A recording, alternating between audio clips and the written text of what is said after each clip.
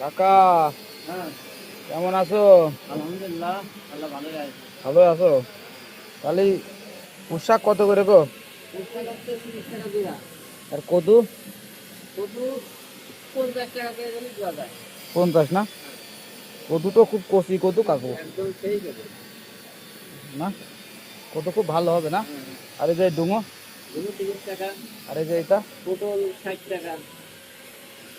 হয়তো আজকে মাল তো বহুত, তাই তরকারি এই দোকান তো বন্ধ থাকবেন, তরকারি ব্যবসা পুরো দমে চলতেছে।